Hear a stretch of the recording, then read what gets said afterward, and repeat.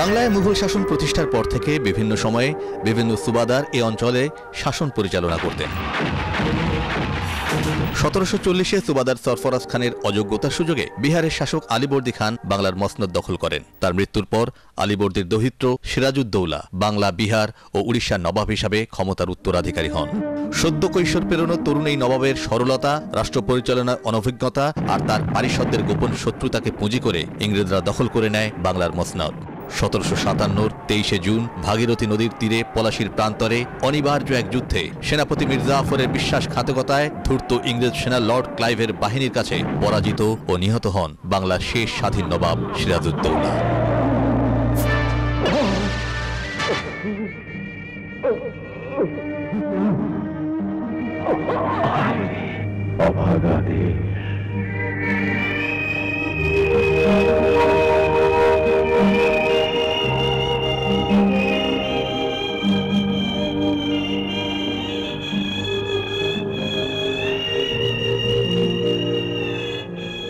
আর এ ঘটনার মধ্য দিয়েই 200 বছরের জন্য পরাধীনতার আঁধারে ডুবে যায় বাংলা সহ গোটা ভারতবর্ষ।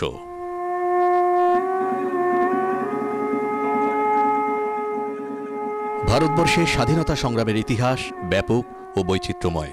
এই সংগ্রামে এমন কিছু ব্যক্তি ছিলেন যাদের কথা না বললেই নয়। মহাত্মা গান্ধী তাদের অন্যতম। তিনি চাইছিলেন না ভারত ভেঙে হিন্দু মুসলমান ভাইয়ে ভাইয়ে আলাদা হয়ে যাক। এজন্যই তিনি মুসলিম লীগের প্রধান নেতা কায়েদে আজম জিন্নাহর শরণাপন্ন হন। 1944-এর 9 সেপ্টেম্বর দিল্লিতে জিন্নাহর বাড়িতে গিয়ে হাজির হন গান্ধীজি।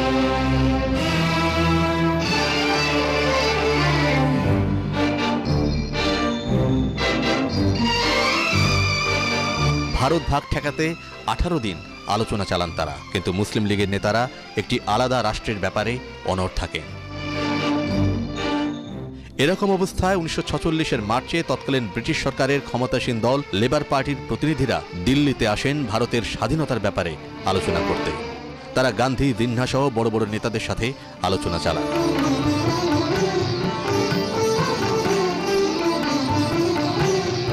এরই ধারাবাহিকতায় সিমলায় ডাকা হয় ঐতিহাসিক স্বাধীনতা সম্মেলনের।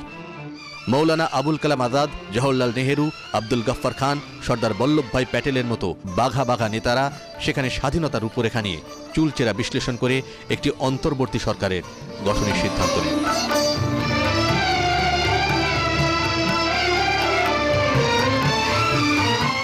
কিন্তু সেখানেও কংগ্রেস ও মুসলিম লীগ নেতারা এক হতে পারেননি। ফলে 12ই মে ওই বৈঠক ভেঙে যায়। 16ই আগস্ট মুসলিম লীগ নেতা কায়েদে আজম অন্তর্বর্তী সরকার গঠন প্রতিরোধে ডাইরেক্ট অ্যাকশন ডে ঘোষণা করেন। কংগ্রেস এই কর্মসূচি প্রতিহত করার ঘোষণা দিলে পরিস্থিতি সহিংস হয়ে ওঠে।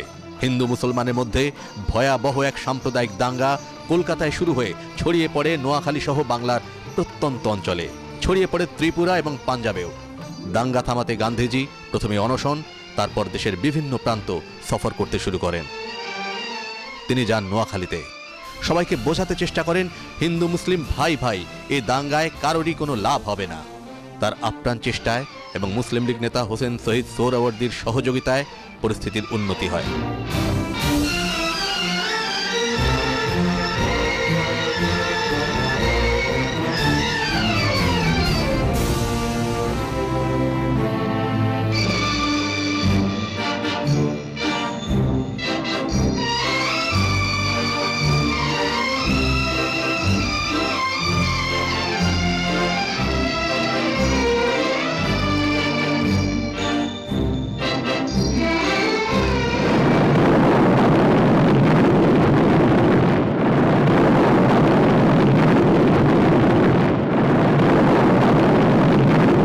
এরই মাঝে দ্বিতীয় মহাযুদ্ধের কারণে দ্রুত পাল্টাতে থাকে বৈশ্বিক রাজনীতির প্রেক্ষাপট।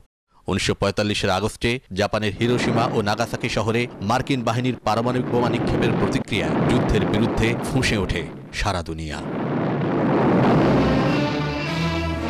এরই মাঝে 22শে মার্চ 1947-এ ভারতের ভাইসরয় লর্ড মাউন্টব্যাটেন গান্ধীকে তার সরকারি বাসায় আমন্ত্রণ জানান। সেখানে তিনি তাকে জানিয়ে দেন ভারতবর্ষকে 2 ভাগে বিভক্ত করে স্বাধীন করে দিতে যাচ্ছেন তারা। গান্ধীজি এর তীব্র বিরোধিতা করেন। কংগ্রেসও এর বিরুদ্ধে ছিল, কিন্তু আরও রক্তক্ষয় এড়াতে শেষ পর্যন্ত কংগ্রেস মুসলিম লীগের দাবি মেনে নিয়ে ভারত ভাগের ব্যাপারে একমত হয়।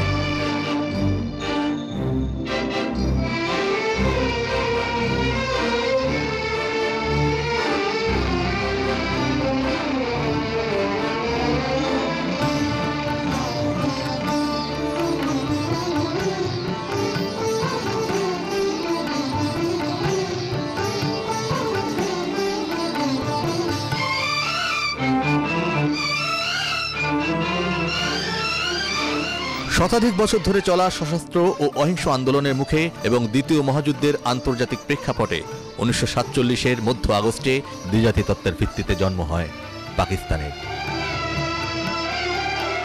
1100 মাইলের ব্যবধান সত্ত্বেও তৎকালীন পূর্ব পাকিস্তানের 7 কোটি মানুষ ভেবেছিল পশ্চিম পাকিস্তানের নেতৃত্বাধীন শাসনে তারা মুসলিম পরিচয় সমুন্নত রেখে সুখ, শান্তি ও সমৃদ্ধির মধ্যে বসবাস করতে পারবে। কিন্তু শিগগিরই বাঙালির সে স্বপ্নের গুড়ে বালি ঢেলে দেয় পাকিস্তানি শাসক চক্র। প্রথমেই তারা দখল করতে চাইল বাঙালির হাজার বছরের মায়ের মুখের ভাষা বাংলাকে। পাকিস্তান প্রতিষ্ঠার আগেই আলিগড় বিশ্ববিদ্যালয়ের উপাচার্য ডক্টর জিয়াউদ্দিন আহমেদ প্রস্তাব করেছিলেন উর্দুই হবে পাকিস্তানের রাষ্ট্রভাষা। কিন্তু ভাষাবিদ ডক্টর মোহাম্মদ শহীদুল্লাহ সহ এদেশের বুদ্ধিজীবী মহল এর তীব্র বিরোধিতা করেন। পাকিস্তান প্রতিষ্ঠার পরপরই সে সময় পাকিস্তানের কেন্দ্রীয় শিক্ষামন্ত্রী, যিনি মূলত ছিলেন কেন্দ্রে পূর্ব বাংলার প্রতিনিধি ফজলুর রহমান, আরবি হরফে বাংলা লেখা প্রচলনের চেষ্টা করেন। 1948-এর 23শে ফেব্রুয়ারি পাকিস্তানের গণপরিষদের অধিবেশনে বাংলাকে অন্যতম রাষ্ট্রভাষা হিসেবে স্বীকৃতি দেওয়ার দাবি তোলেন শহীদ ধীরেন্দ্রনাথ দত্ত। কিন্তু প্রধানমন্ত্রী লিয়াকত আলী, প্রাদেশিক মুখ্যমন্ত্রী খাজা নাজিমুদ্দিন ও গণপরিষদের সহসভাপতি মৌলভী তমিদুদ্দিন খান এই দাবি নাকচ করে দেন। এ ঘটনার প্রতিবাদে গোটা বাংলা ফুঁসে ওঠে।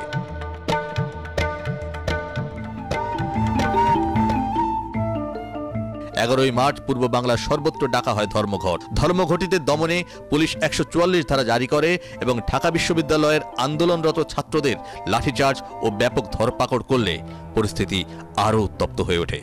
এ অবস্থায় পূর্ব পাকিস্তানের মুখ্যমন্ত্রী খাজা নাজিমুদ্দিন আন্দোলনকারীদের সাথে 8 দফার এক চুক্তি স্বাক্ষর করেন, যাতে বলা হয় উর্দুর পাশাপাশি বাংলাও রাষ্ট্রভাষার মর্যাদা পাবে। কিন্তু পূর্ব পাকিস্তান সফরে এসে 1948-এর 21 ও 24শে মার্চ আলাদা আলাদা সভায় পাকিস্তানের গভর্নর জেনারেল কায়েদে আজম জিন্না এই চুক্তির প্রতি বৃদ্ধাঙ্গুলি প্রদর্শন করে বলেন,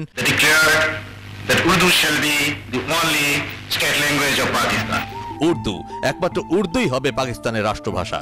এতে আগুনের মতো দ্রুত ভাষা আন্দোলন ছড়িয়ে পড়ে সারা বাংলায়। এর মধ্যে পাকিস্তানের প্রধানমন্ত্রী লিয়াকত আলী আততায়ীর গুলিতে নিহত হলে খাজা নাজিমুদ্দিন হন পাকিস্তানের প্রধানমন্ত্রী। 1952-র 27শে জানুয়ারি ঢাকা সফরে এসে তিনিও জিন্নার প্রতিধ্বনি করে বলেন, উর্দুই হবে পাকিস্তানের রাষ্ট্রভাষা। এবার ধৈর্যের বাঁধ ভাঙে বাঙালির। 4 ফেব্রুয়ারি সারা পূর্ব পাকিস্তানে ধর্মঘট পালন করা হয়। চলতে থাকে লাগাতার আন্দোলন। 20শে ফেব্রুয়ারি ছিল প্রাদেশিক ব্যবস্থাপক সভার বাজেট অধিবেশন। এই অধিবেশনকে কেন্দ্র করে সব সভা, সমাবেশ, মিছিল নিষিদ্ধ করে 144 ধারা জারি করা হয়। আন্দোলনকারীরা ভাষার দাবি বাস্তবায়নে এই কারফিউ ভাঙার সিদ্ধান্ত নেন। সেই মোতাবেক 52-র 21শে ফেব্রুয়ারি দুপুরে আন্দোলনকারীরা ঢাকা বিশ্ববিদ্যালয় এলাকা থেকে মিছিল করে পরিষদ ভবনের দিকে অগ্রসর হতে থাকে। বিকাল ঠিক 3:30 অতর্কিতে পুলিশ গুলিবর্ষণ শুরু করে মিছিলের উপর। আর সাথে সাথে পথে লুটিয়ে পড়েন শফিক, রফিক, সালাম, জব্বার, বরকত সহ নাম না জানা আরো অনেক বীর শহীদ।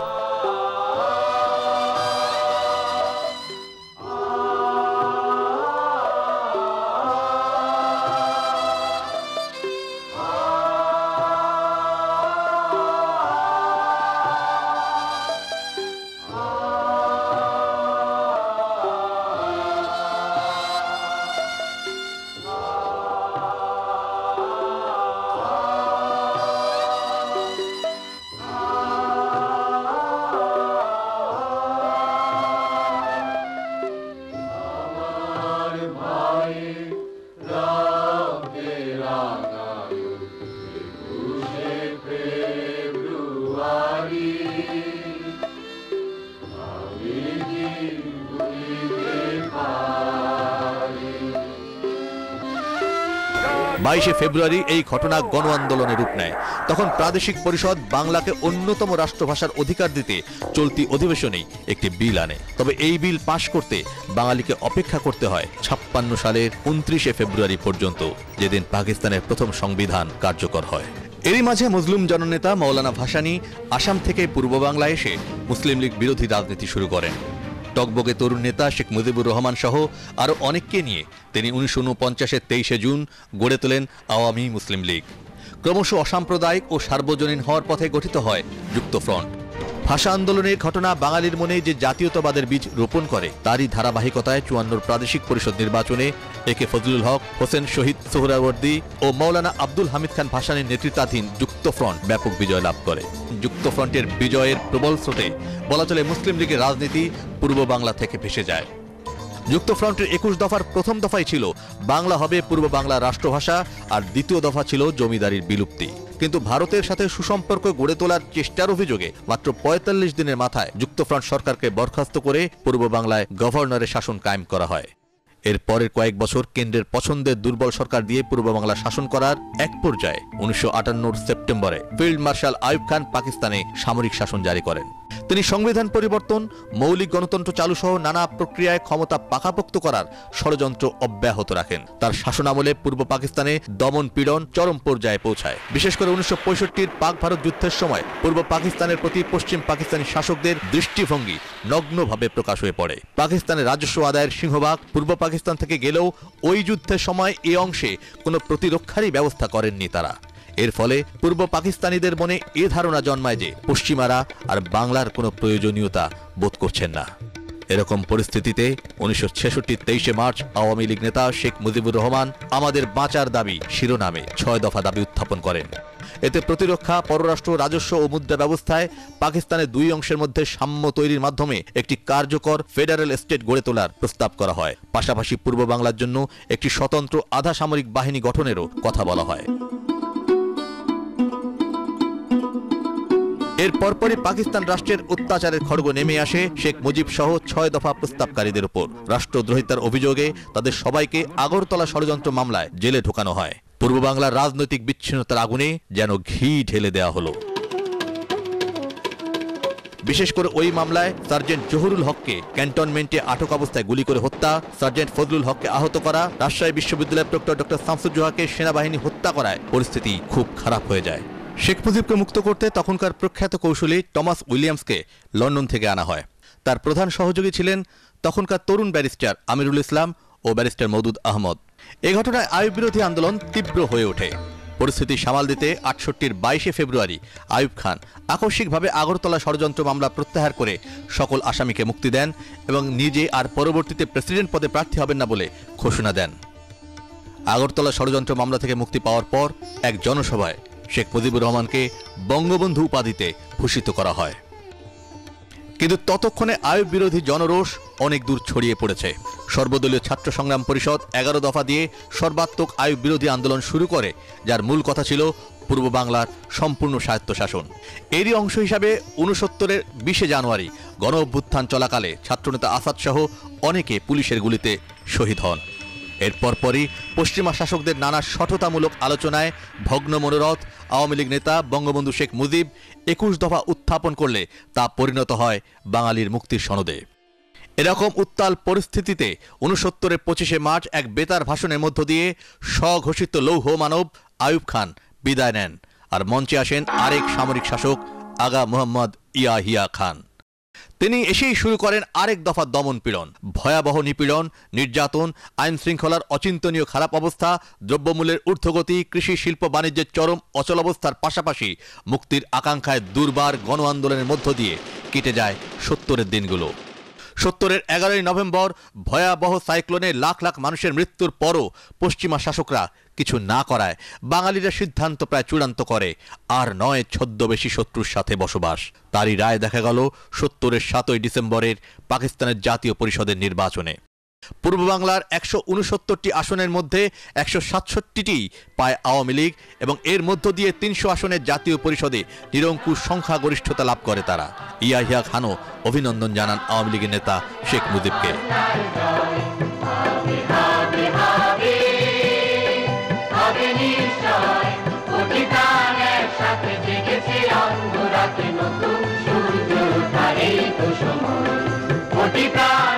সত্তরের নির্বাচনে ব্যাপক জয়লাভের পর সংখ্যাগরিষ্ঠ দল আওয়ামী লীগের নেতা বঙ্গবন্ধু শেখ মুজিবুর রহমান দেশবাসীর উদ্দেশ্যে এক ঐতিহাসিক বক্তব্য রাখেন ৭১-এর ৩রা জানুয়ারি। সেখানে তিনি একদিকে যেমন সারা দেশের ভোটারদের ধন্যবাদ এবং কৃতজ্ঞতা জ্ঞাপন করেন, অন্যদিকে তুলে ধরেন ক্ষমতা হস্তান্তরের পর তার সরকারের করণীয় সম্পর্কে। সেখানে তিনি দুই পাকিস্তানের ভেতর ক্ষমতার ভারসাম্যের উপর বিশেষভাবে জোর দেন। আজ বাংলাদেশের মানুষ বাস্তুহারা হয়েছে, যাদের ঘর বাড়ি নাই। আজকে দেখেন রাস্তার পায়ে পায়ে, বস্তিতে বস্তিতে হাজার হাজার মানুষ ঘর নাই, বাড়ি নাই, রাস্তার উপর পড়ে থাকে। আইয়ুব খানের আমলে ট্রাস্ট জমি বড় বড় বুড়িওয়ালাদের দেওয়া হয়েছে। ওই বুড়িওয়ালাদের কাছ থেকে জমি কেড়ে নিয়ে যারা জমিহীন কৃষক তাদের মধ্যে জমি বিলি করা হবে। ভবিষ্যতে খাস ল্যান্ড আর বড় লোকদের দেওয়া হবে না, গরিবদের মধ্যে ভাগ করা হবে। আমি জানি দেশের মধ্যে বেকার সমস্যা বেড়ে গেছে। কি করব ভাই জানি। আপনারা আস্থা দিয়েছেন, আপনারা ভোট দিয়েছেন, শতকরা 98টা সিট আমাকে দিয়েছেন, আমি জানি। টাকা কোথায়, পয়সা কোথায়? একদম শেষ করে দিয়েছে। বেকার 70 লক্ষ বেকার আছে এই বাংলাদেশে। এদের জন্য কুটির শিল্পের মাধ্যমে এবং কাজের বন্দোবস্ত করে যত তাড়াতাড়ি হয় বেকার সমস্যা দূর করার চেষ্টা করতে হবে। না হলে এই দেশের মানুষ শিগাল কুকুরের মতো রাস্তাঘাটে না খেয়ে মরবে।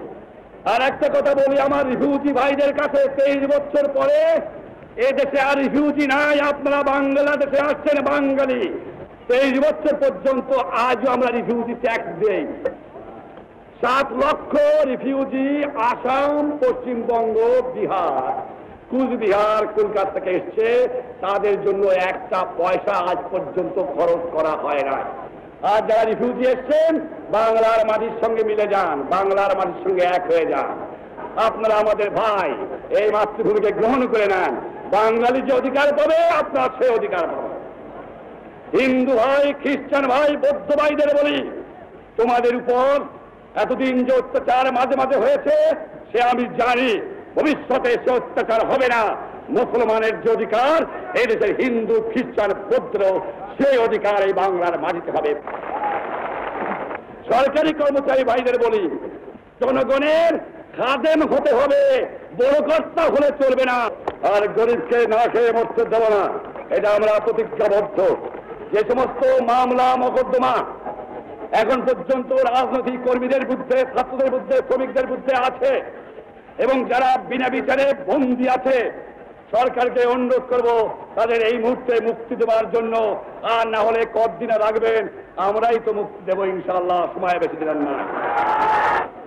জয় বাংলা, জয় বাংলা।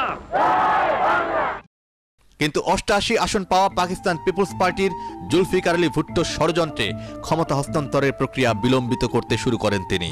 তারা চাইছিলেন না পশ্চিম পাকিস্তানের বাইরের কোনো দল পাকিস্তানের শাসনভার নিক, তাই তারা নানা কূটচাল চালতে শুরু করেন। ভুট্টো প্রকাশ্যেই বলতে থাকেন পিপলস পার্টি ছাড়া ক্ষমতা হস্তান্তর মেনে নেওয়া হবে না। তার বিরোধিতার কারণে নির্বাচনের প্রায় 2 মাস পর 1971-এর 3রা মার্চ জাতীয় পরিষদের অধিবেশন আহ্বান করা হয়।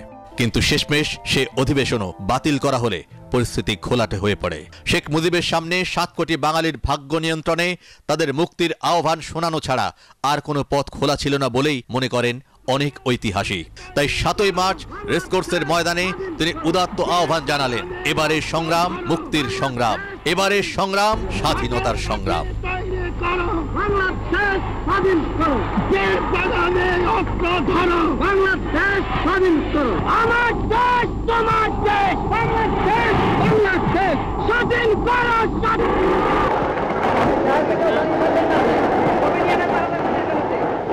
ভাইরা আমার, আজ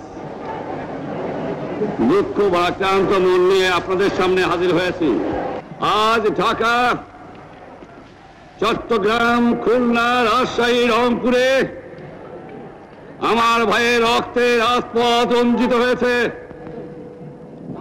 আজ বাংলার মানুষ মুক্তি চায়, বাংলার মানুষ বাঁচতে চায়, বাংলার মানুষ তারা আজ অধিকার চায়। কিন্তু দুঃখের বিষয়, আজ দুঃখের সঙ্গে বলতে হয় 23 বছরের করুণ ইতিহাস, বাংলার অত্যাচারের, বাংলার মানুষের রক্তের ইতিহাস, 23 বছরের ইতিহাস, মনুষ্য নরনারীর আত্মনাদের ইতিহাস, বাংলার ইতিহাস, এদেশের মানুষের রক্ত দিয়ে রাজপথ অঙ্কিত করার ইতিহাস। 1952 সালে রক্ত দিয়েছি, 1954 সালে নির্বাচনে জয়লাভ করেও আমরা গদিতে বসতে পারি নাই। 1958 সালে আইয়ুব খান মার্শাল ল জারি করে 10 বছর পর্যন্ত আমাদের গোলাম করে রেখেছে। 1967 সালে 6 দফার আন্দোলনে 7ই জুনে আমার ছেলেদের গুলি করে হত্যা করা হয়েছে। 1969 সালে আন্দোলনে আইয়ুব খানের পতন হওয়ার পরে যখন ইয়াহিয়া খান সাহেব সরকার নিলেন, তিনি বললেন দেশে শাসনতন্ত্র দেবেন, গণতন্ত্র দেবেন। আমরা মেনে নিলাম। কি পেলাম আমরা? আমার পয়সা দিয়ে অস্ত্র কিনেছি ওই সূত্র আক্রমণ থেকে দেশকে রক্ষা করার জন্য। আজ সেই অস্ত্র ব্যবহার হচ্ছে আমার দেশের গরিব দুঃখী নিরস্ত্র মানুষের বিরুদ্ধে। তার বুকের উপরে হচ্ছে গুলি। আমার 25 তারিখে অ্যাসেম্বলি কল করেছে, রক্তের দাগ শুকায় নাই। আমি 10 তারিখে বলে দিয়েছি যে ওই শহীদের রক্তের মধ্যে পাড়া দিয়ে আরটিসিতে মুজিবুর রহমান যোগদান করতে পারে না। অ্যাসেম্বলি কল করেছেন, আমার দাবি মানতে হবে। প্রথম সামরিক আইন ভারসাম্য করতে হবে। সমস্ত সামরিক বাহিনীর লোকদের বেলাকে ফেরত দিতে হবে। যেভাবে হত্যা করা হয়েছে তার তদন্ত করতে হবে। আর জনগণের প্রতিনিধির কাছে ক্ষমতা হস্তান্তর করতে হবে। তারপরে বিবেচনা করে দেখব আমরা অ্যাসেম্বলিতে বসতে পারবো কি পারবো না। আমি পুনর্বন্ধুত্ব চাই না, আমরা দেশের মানুষের অধিকার চাই। আর যদি একটা গুলি চলে, আর যদি আমার লোককে হত্যা করা হয়, আমাদের কাছে আমার অনুরোধ রইল প্রত্যেক ঘরে ঘরে যুদ্ধ করে তোলো। তোমাদের যা কিছু আছে তাই নিয়ে শত্রুর মোকাবেলা করতে হবে এবং জীবনের তলে রাস্তাঘাট যা যা আছে সব কিছু আমি যদি হুকুম মোকাবেলা না পারি তোমরা বন্ধ করে দেবে। আমরা যখন মরতে শিখেছি তখন কেউ আমাদের দমাতে পারবে না। তোমাদের যা কিছু আছে তাই নিয়ে প্রস্তুত থাকো। মনে রাখবা, রক্ত যখন দিয়েছি রক্ত আরো দেবো। এই দেশের মানুষকে মুক্ত করে ছাড়বো ইনশাআল্লাহ। এবারের সংগ্রাম আমাদের মুক্তির সংগ্রাম, এবারের সংগ্রাম স্বাধীনতার সংগ্রাম।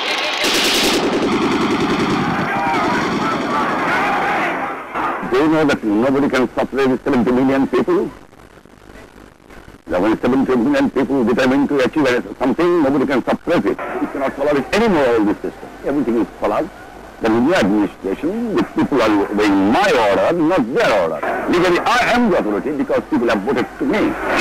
70-এর নির্বাচনে আওয়ামী লীগের ভূমিধ্বস বিজয়ের পর ক্ষমতা হস্তান্তর নিয়ে যখন ইয়াহিয়া সরকার নানা টালবাহানা শুরু করে, সে সময় বঙ্গবন্ধু শেখ মুজিব বিদেশি সাংবাদিকদের কাছে দেয়া এক সাক্ষাৎকারে স্পষ্ট করেন তার ক্ষমতার ভিত্তি কত মজবুত ও যৌক্তিক। বঙ্গবন্ধুর ডাকে মুক্তির জন্য এদেশের মানুষের মানসিক প্রস্তুতি থাকলেও পাশাপাশি পাকিস্তানি সামরিক বাহিনীও চূড়ান্ত করে বাঙালি নিধনের মহাপরিকল্পনা অপারেশন সার্চলাইট। আর এই হত্যাকাণ্ড চালাতে শপথ নেন কুখ্যাত জেনারেল টিক্কা খান।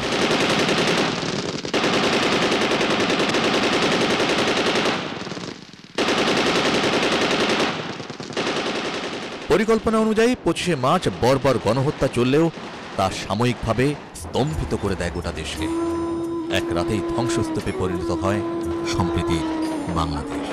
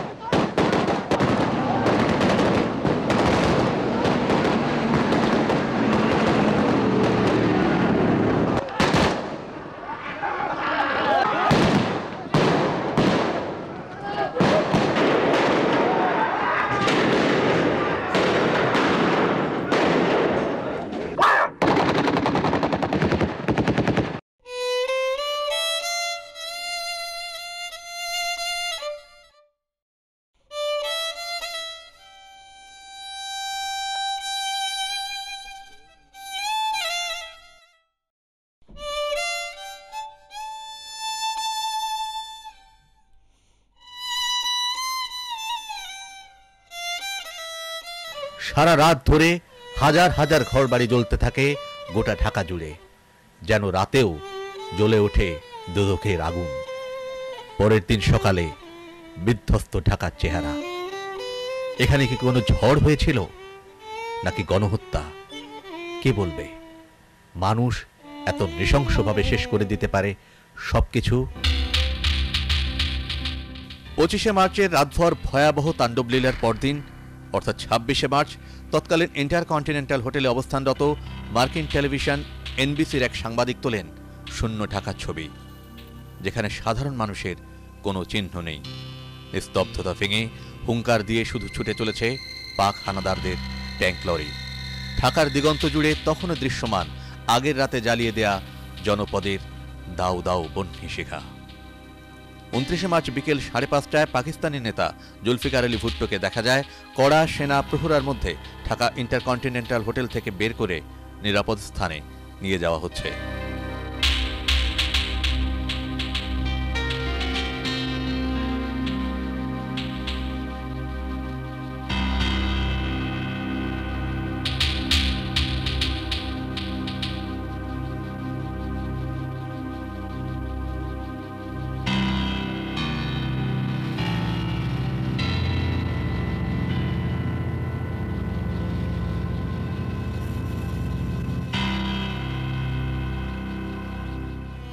এর ভেতরেও চলে জীবনের স্বাভাবিক গতি।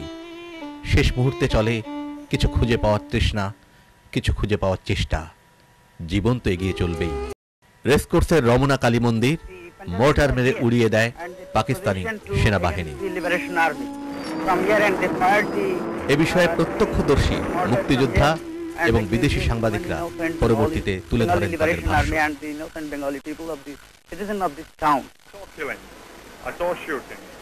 I was sitting in the middle of the house while they were shooting just outside the window.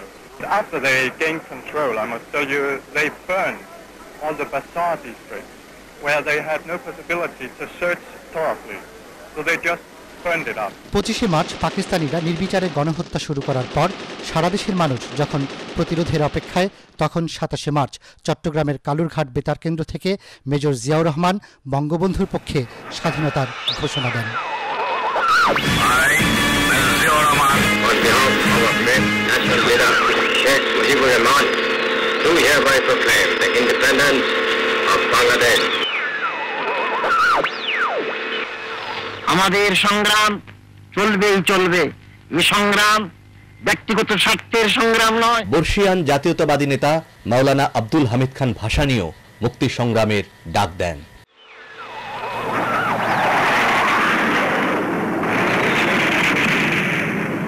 তেমন কোনো প্রতিরোধ না থাকলেও যুদ্ধ বিমান ব্যবহার করা হলো নিরস্ত্র বাঙালির উপর। তবে মার্চে স্বাধীনতার ঘোষণা ও মাত্র 22 দিনের মাথায় বাংলাদেশের মানুষ শুধু পাল্টা প্রস্তুতিই নয়, রীতিমতো সরকার গঠন করে। নিয়মতান্ত্রিকভাবে প্রতিরোধ করতে 17 এপ্রিল গঠিত হয় প্রবাসী সরকার। 10 এপ্রিল আগরতলায় স্বাধীন বাংলাদেশের প্রথম সরকার প্রতিষ্ঠার কথা এক বিজ্ঞপ্তির মাধ্যমে ঘোষণা করা হয়। এতে বলা হয় কুষ্টিয়ার চুয়াডাঙ্গা হবে স্বাধীন বাংলাদেশের অস্থায়ী রাজধানী। ততদিনে মুক্তিবাহিনী চুয়াডাঙ্গাকে হানাদার বাহিনীর কবল থেকে মুক্ত করে ফেলেছে। কিন্তু এই খবর সারা দুনিয়ায় প্রচার হয়ে গেলে নিরাপত্তার কারণেই রাজধানী পরিবর্তন করা হয়।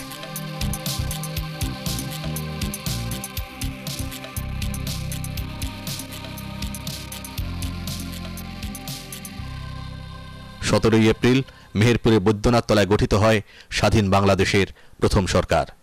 বৈদ্যনাথ তলার নাম পাল্টে রাখা হয় মুজিবনগর। সে অনুসারেই এ সরকার পরিচিত হয় মুজিবনগর সরকার নামে। 70 নির্বাচনের গণরায়কে স্বীকৃতি দিয়ে জাতিসংঘের প্রতি আস্থা জ্ঞাপন করে স্বাধীনতার ঘোষণা পাঠ করেন অধ্যাপক ইউসুফ আলী। বঙ্গবন্ধু শেখ মুজিবুর রহমানকে রাষ্ট্রপতি, সৈয়দ নজরুল ইসলামকে উপরাষ্ট্রপতি, তাজউদ্দিন আহমেদকে প্রধানমন্ত্রী, এইচ.এম. কামারুজ্জামানকে স্বরাষ্ট্রমন্ত্রী, ক্যাপ্টেন এম মনসুর আলীকে অর্থমন্ত্রী এবং এম.এ.জি. ওসমানীকে সশস্ত্র বাহিনীর সর্বাধিনায়ক করে নতুন সরকারের শপথ গ্রহণ ও পরিচালনা করেন অধ্যাপক ইউসুফ আলী। সকাল ঠিক 11:30টায় বঙ্গবন্ধুর অবর্তমানে অস্থায়ী রাষ্ট্রপতির দায়িত্ব নেন উপরাষ্ট্রপতি সৈয়দ নজরুল ইসলাম। ক্যাপ্টেন মাহবুবের নেতৃত্বে সশস্ত্র বাহিনীর একটি দল অস্থায়ী রাষ্ট্রপতিকে প্রথম গার্ড অব অনার দেয়। government of Bangladesh is run very much physically and purposefully with the help of the people, with the consent of the people, and with the help of the officers and executive who are in charge of running the government. So I request my foreign journalist friend to convey this fact and truth to their respective countries so that there may be a realization that the government of Bengal is not in paper, not in dream, not a myth, it is a reality. It is such a reality that the world, I hope, cannot ignore it.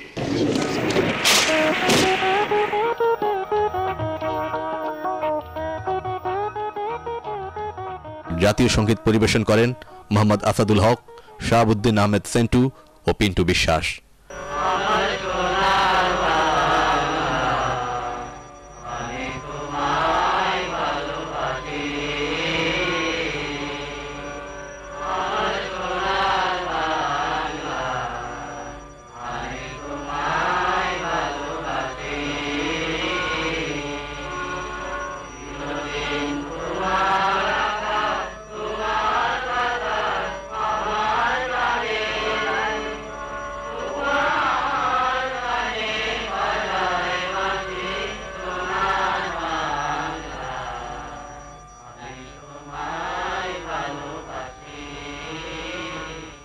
প্রচুর সংখ্যক বিদেশি সাংবাদিক উপস্থিত ছিলেন এই শপথ অনুষ্ঠানে। শপথ শেষে স্বাধীন বাংলাদেশ সরকারের নেতারা বিশ্বের মানুষের কাছে বাংলাদেশের মানুষের আত্মনিয়ন্ত্রণের অধিকার প্রতিষ্ঠার লড়াইয়ে সহযোগিতা করার আহ্বান জানান। সেই ঘোষণাপত্র মোতাবেক স্বাধীন জনগণতান্ত্রিক বাংলাদেশ সরকারের উপরাষ্ট্রপতির শপথ আমি গ্রহণ করেছি। বঙ্গবন্ধু শেখ মুজিবুর রহমানের বাংলাদেশ সরকারের পক্ষ থেকে আমাদের সাংবাদিক বন্ধুদেরকে আন্তরিক ধন্যবাদ জানাচ্ছি এই জন্যে যে তারা আমাদের আমন্ত্রণে স্বাধীন বাংলাদেশের মাটি দেখে যাওয়ার জন্যে বহু কষ্ট করে বহু দূর দূরান্ত থেকে এখানে উপস্থিত হয়েছেন।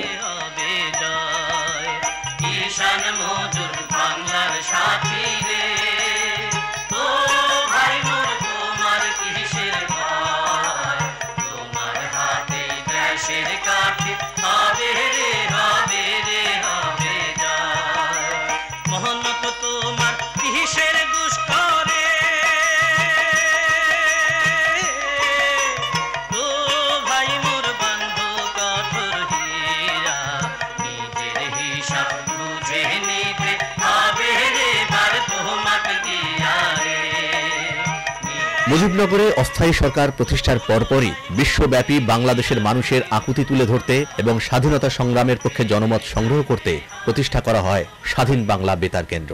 স্বাধীন বাংলা বেতার কেন্দ্র থেকে এমন সব কথিকা পাঠ করা হয় এবং এমন সব সঙ্গীত প্রচার করা হয় যা গোটা বাঙালিকে উজ্জীবিত করে মুক্তিযুদ্ধের দিনগুলোতে সশস্ত্র সংগ্রামে লিপ্ত থাকতে। সেই সমস্ত গান আজও মানুষের শরীরের রোমকে যেমন শিহরিত করে তেমনি স্মরণ করিয়ে দেয় মুক্তিযুদ্ধ দিনের বাঙালির আন্তরিক এবং অন্তঃস্থলের অকুত আকুতিকে, যা সম্ভব করে তুলেছিল স্বাধীন বাংলাদেশের জন্ম।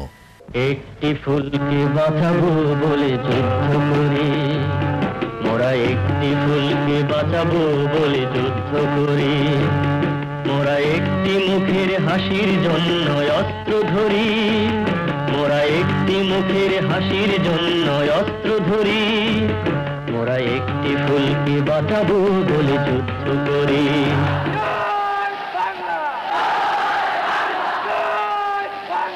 এই শপথের ডাকে সাড়া দেয় বাংলাদেশের প্রায় প্রতিটি ঘরের মানুষ। শুরু হয় সীমান্ত পেরিয়ে মুক্তি সংগ্রামের প্রস্তুতি।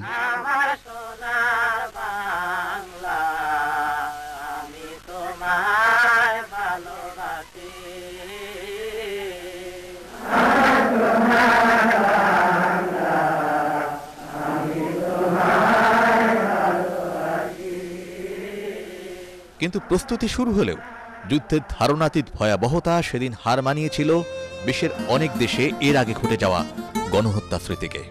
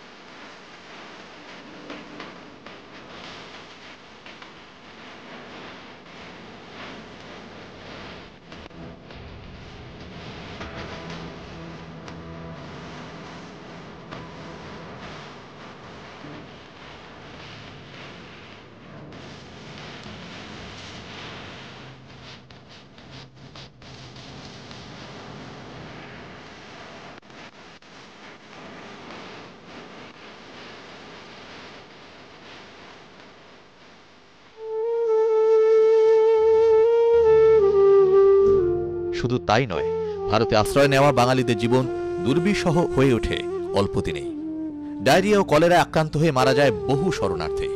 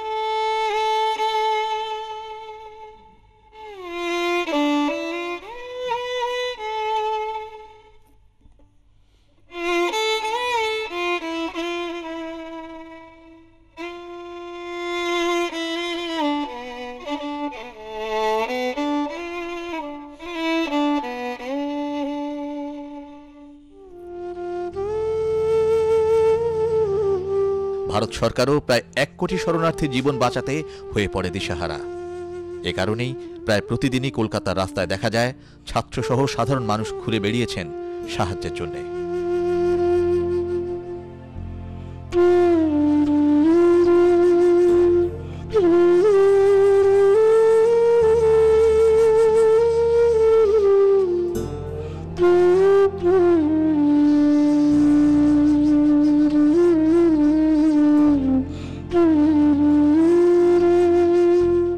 তবে সে সময়ে অর্থের চেয়ে সবচেয়ে বড় সাহায্য পাশে থাকার আশ্বাস দিয়ে যাচ্ছিল গোটা পশ্চিমবঙ্গ।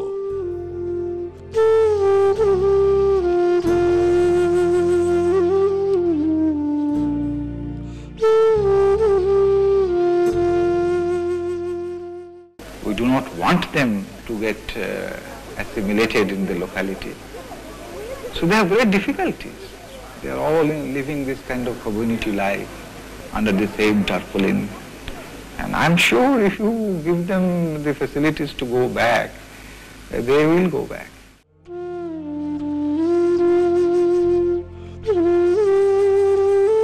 রিফিউজি ক্যাম্পের দৃশ্য দেখে আঁতকে ওঠে বিশ্ব বিবেক।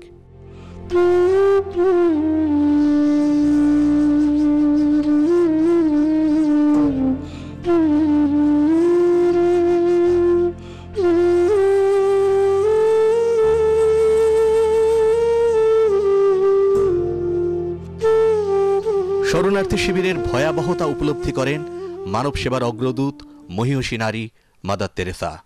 তিনি এসব শিবিরের নারকীয় বিভৎসতার তীব্র নিন্দা জানান। তিনি বিশ্ববিবেকের প্রতি আহ্বান জানান ভাগ্য বিড়ম্বিত জীবনের ভয়ে দেশত্যাগী এসব মানুষের পাশে এসে দাঁড়াতে।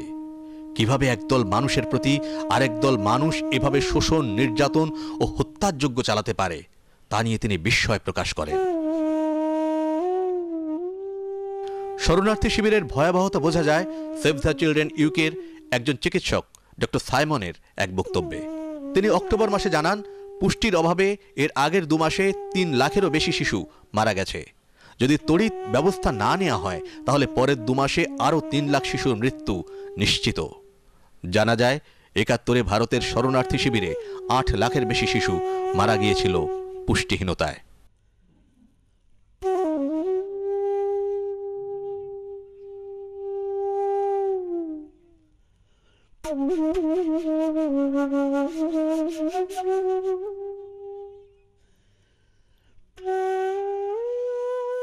মার্কিন সিনেটের শরণার্থী বিষয়ক কমিটির প্রধান সিনেটর এডওয়ার্ড কেনেডি চেয়েছিলেন পূর্ব পাকিস্তানের পরিস্থিতি সরেজমিনে দেখতে, কিন্তু পাকিস্তান সরকার তাকে অনুমতি দেয়নি।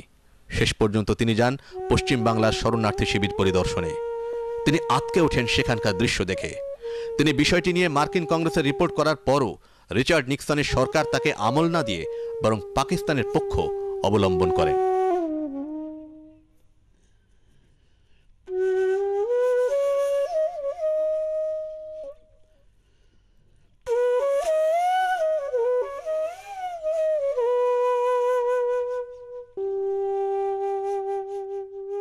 অস্ট্রেলীয় সংসদীয় দলের প্রতিনিধিরাও বিস্মিত হন শরণার্থী শিবিরের অমানবিক পরিস্থিতি দেখে।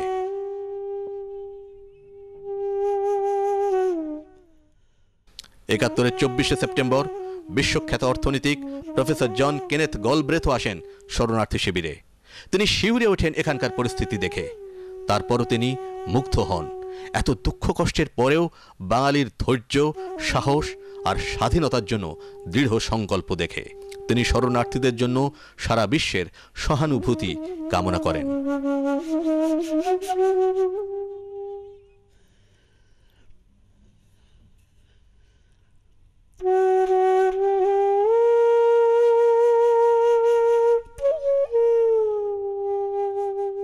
পহেলা অক্টোবর জাপানের পার্লামেন্টারি ডেলিগেশনের 4 সদস্য শরণার্থী শিবিরে আসেন।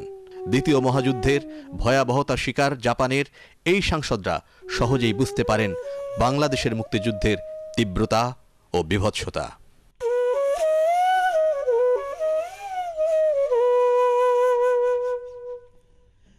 8ই অক্টোবর কলকাতায় বসে ইন্টারন্যাশনাল কনফারেন্স অন বাংলাদেশ। এতে 24 দেশের প্রতিনিধিরা যোগ দেন। তারাও শরণার্থী শিবির পরিদর্শন করেন। পরিদর্শন শেষে ওই সম্মেলন থেকে ঘোষণা আসে যে বাঙালির আত্মনিয়ন্ত্রণের অধিকার নিশ্চিত করা ছাড়া দুঃসহ এই মানবিক বিপর্যয় রোধের আর কোনো রাজনৈতিক সমাধান নেই।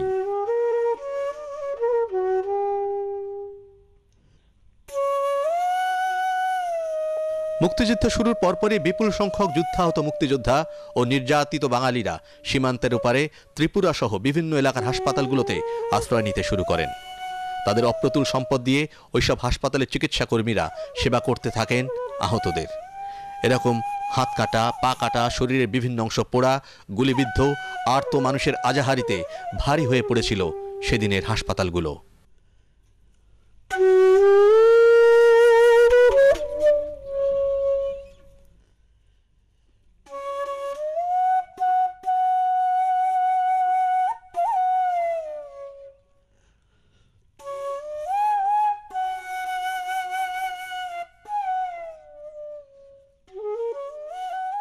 অজ্ঞাতনামা এই তরুণীটিকে অপহরণ করে গণধর্ষণ করে পাক সেনা ও রাজাকার আলবদররা। তাদের পাশবিক লালসা চরিতার্থ করার পর মাথায় গুলি করে তাকে ফেলে রেখে যায় পথের পাশে। ত্রিপুরার একটি হাসপাতালে কয়েকদিনের চিকিৎসার পর তার মৃত্যু হয়। মূলত এভাবেই পাকিস্তানি বাহিনী ও রাজাকার আলবদররা চেয়েছিল গোটা বাঙালি জাতিকে নির্যাতন ও মস্তিষ্ক শূন্য করে ধ্বংস করার। বীরের রক্তে ভিজে গেছে আজ বাংলাদেশের সেই রক্তের বিনিময়ে আজ স্বাধীনতায় আনো তুমি। মরণ যদিও জীবন কেড়েছে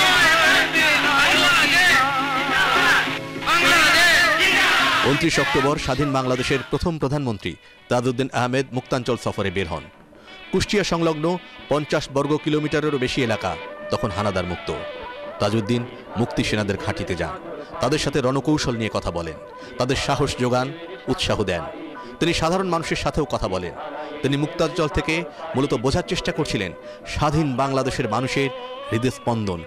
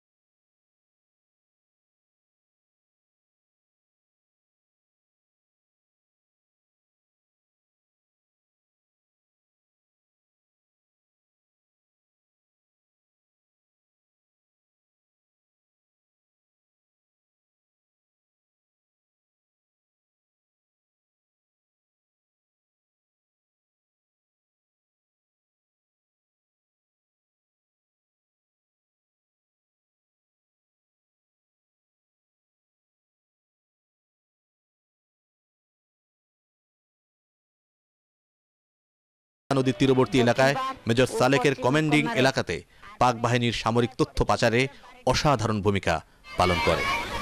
We are fighting a war of attrition.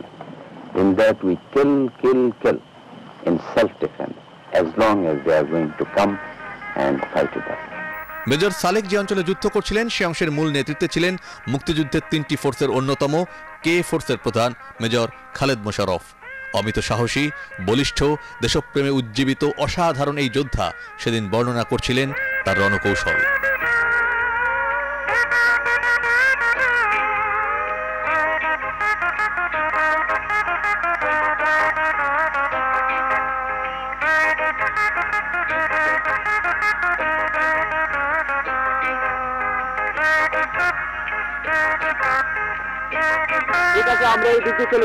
কিন্তু ঘটনার সত্যতা যাচাই করতে যারাই পাকিস্তানিদের সঙ্গে যোগাযোগ করেছেন তাদেরই তারা বুঝিয়েছেন সবই মিথ্যে কথা, আর যদি সত্য হয় তাহলে তা ভারতীয়দের কাজ।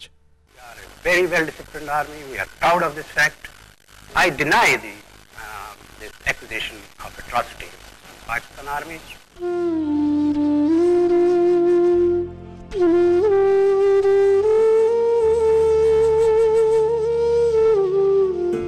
তবে পাকিস্তানি ও তাদের দোসর গোলাম আজমরা কতটা সক্রিয় ছিল তার প্রমাণ অবশ্য সাংবাদিকরা ঠিকই ধরে রাখেন।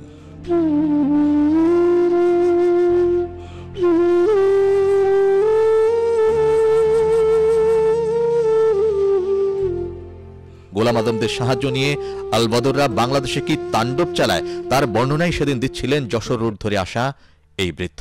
3 বার পোড়াইছে, লুট করেছে, মানে মানুষ একেবারে কাটে কাটে 2 ভাগ করে দিয়েছে, 2-3 ভাগ খন্ড করে দিয়েছে। কচুরির মধ্যে, টগরের মধ্যে মাথা জাগাইয়া নাক জাগাইয়া 3 দিন 4 দিন পর্যন্ত থাকতে হয়েছে।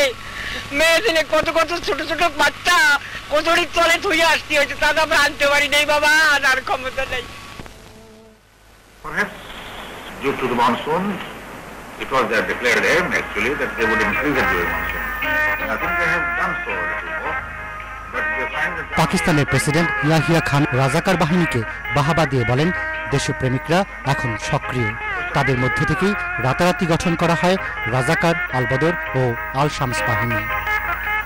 being fired at, being ruled by these guerrillas, army reaches there. Well, army can't reach everywhere. So what is happening really is that the people themselves are now organizing village defense.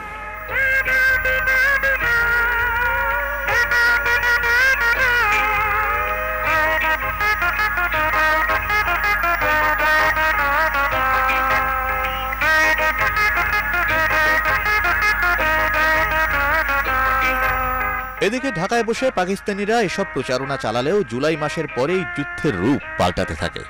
ভারতের সে সময়ের প্রধানমন্ত্রী ইন্দিরা গান্ধী বাংলাদেশের শরণার্থীদের শিবির ঘুরে সর্বহারা মানুষের পাশে থাকার যে আশ্বাস দেন তা তিনি জানিয়ে দেন সারা বিশ্বকে। অন্যদিকে মুক্তিসেনারাও সুসংগঠিত হয়ে সীমান্ত এলাকা থেকে ধীরে ধীরে অগ্রসর হতে থাকে বাংলাদেশের মূল ভূখণ্ডে।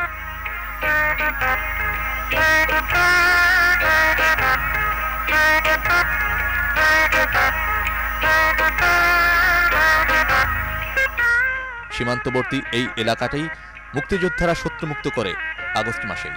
এখানে রৌমারী থানার পুলিশ ক্যাম্প দখল করে সেখানে স্থাপন করা হয় মুক্তিযোদ্ধাদের ট্রেনিং ক্যাম্প। এ সময় বর্ষার মৌসুম চলে আসায় পাকিস্তানিরা পড়ে আরও বেকায়দায়। শুধু তাই নয়, ঢাকায় মুক্তিসেনাদের চোরাগুপ্ত হামলায় তখন দিশেহারা পাক সরকার। পাকিস্তানিদের মিথ্যা প্রচারের প্রতিবাদে তথ্য অধিদপ্তর উড়িয়ে দেয় দুর্দান্ত বাঙালি গেরিলা দল। I got that as well, but I found the governor in the bunker, in the guard, trembling like leaves and saying,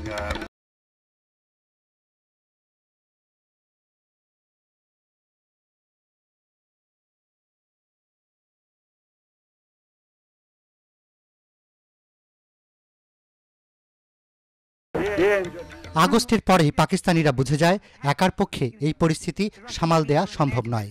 শুরু হয় মিত্রদের দিয়ে কূটনৈতিক যুদ্ধ। তাই ইয়াহিয়ার কণ্ঠে পরনিন্দার ঝড়। My borders are troubled, not by me, but by my neighbor. Shelling by field guns, mortaring by mortars. Activities by infiltrators, armed infiltrators across the border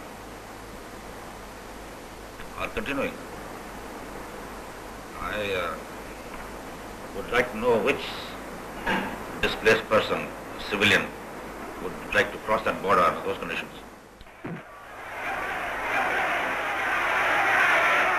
বন্ধু পাকিস্তানকে আশ্বস্ত করতে 60 ও 70 দশকে বিশ্বসেরা কুখ্যাত কূটনীতিক হেনরি কিসিঞ্জার ভারতে আসলেও বুঝতে পারেন অবস্থা বেগতিক।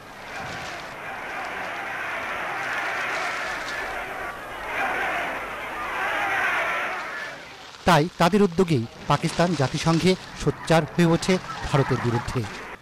By indulging in sabotage of food ships, India is trying to create conditions of famine for 75 million people of East Pakistan to fulfill its own political objectives. If the international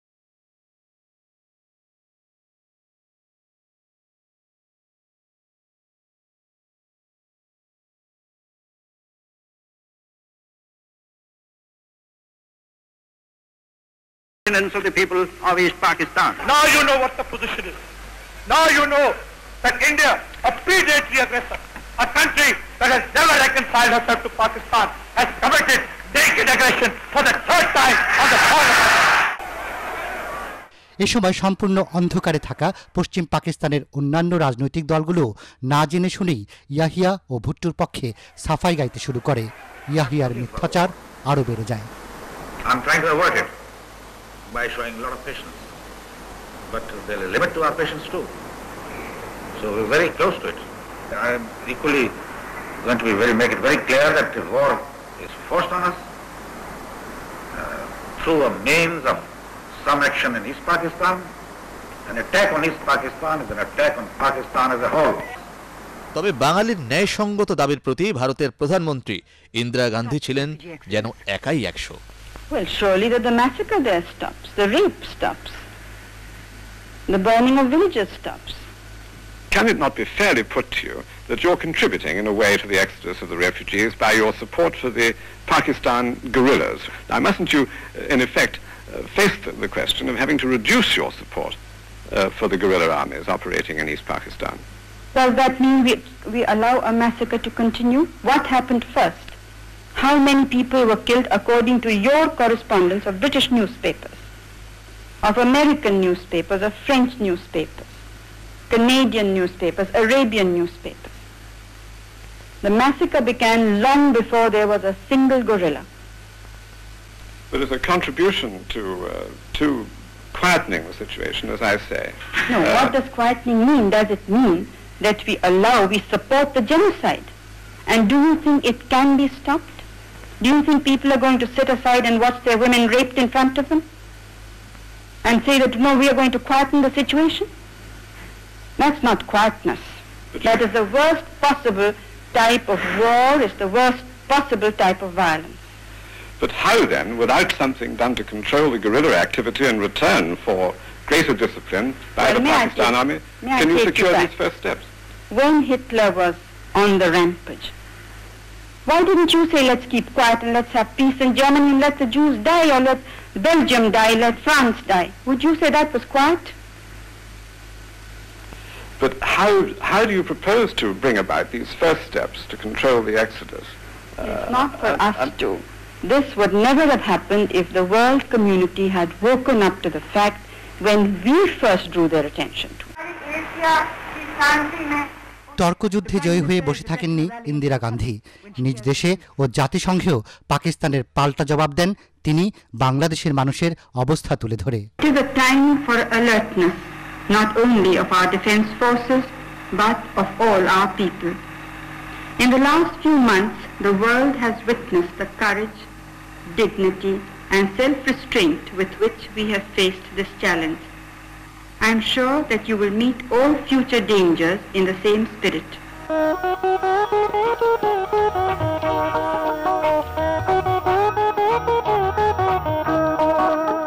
তবে এত কিছু সত্ত্বেও দুষ্টের দমন সহজ ছিল না।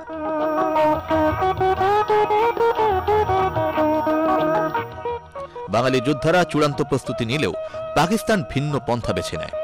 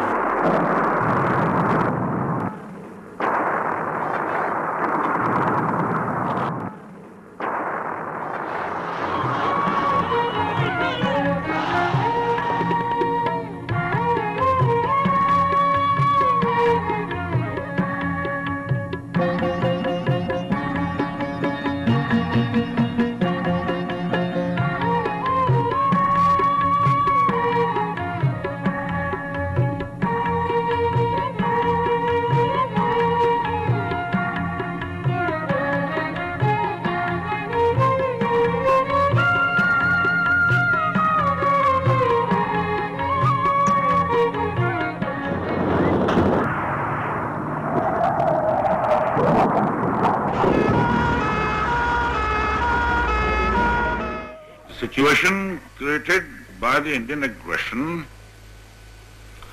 is leading the two countries to a point of no return. I would like to make it absolutely clear We shall defend our honor.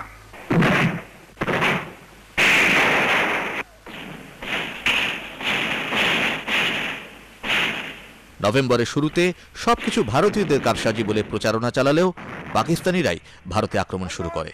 ত্রিপুরায় নিহত হয় বেশ কয়েকজন ভারতীয়।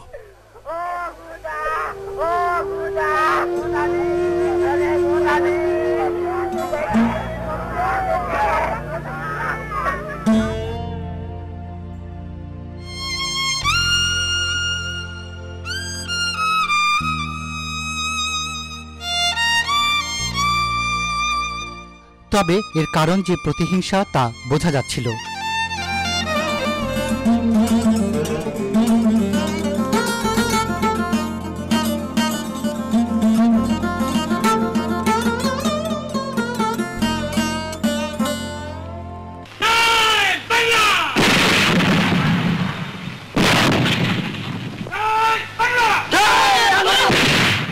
বাঙালি মুক্তি সেনারা একের পর এক মুক্ত করতে থাকে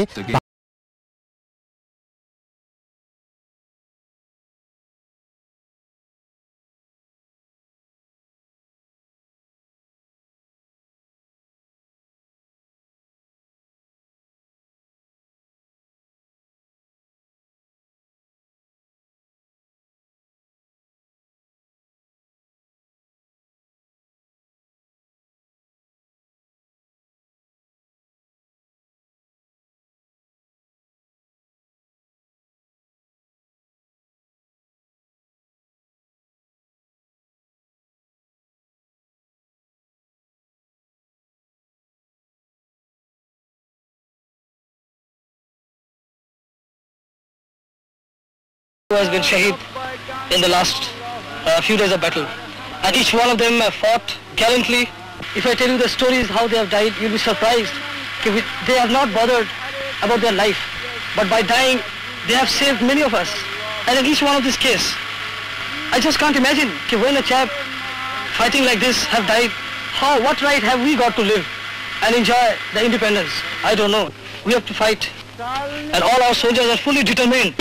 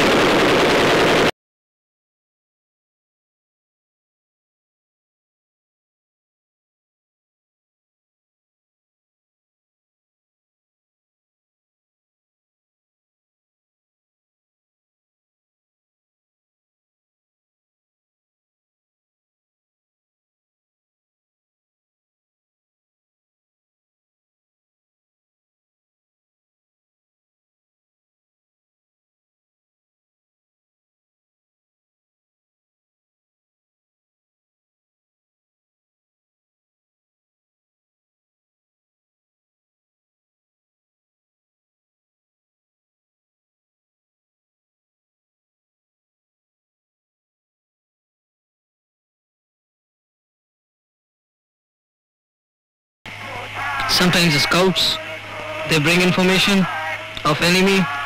They act as our load carrier. That is the best way we can utilize it. Our ammunition replenishment and casualty evacuation. There are many local people. They all come out with this type of helps. ভারতের প্রধানমন্ত্রী ইন্দিরা গান্ধী যুক্তরাষ্ট্র ও বিশেষ করে পশ্চিম ইউরোপের রাষ্ট্রপ্রধানদের সাথে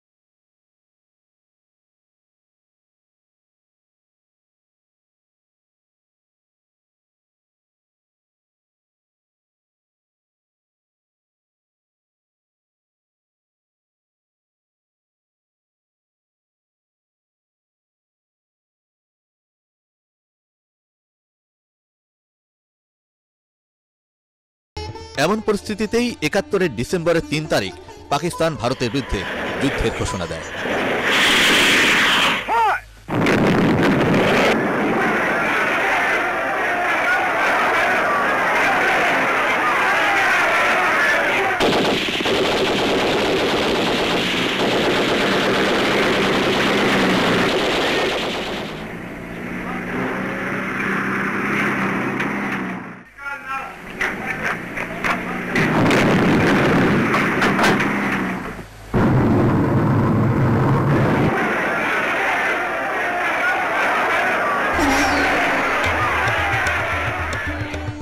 পাকিস্তানের আক্রমণেরও জবাব দেয় ভারত খুব দ্রুতই পূর্ব ও পশ্চিম সীমান্তে।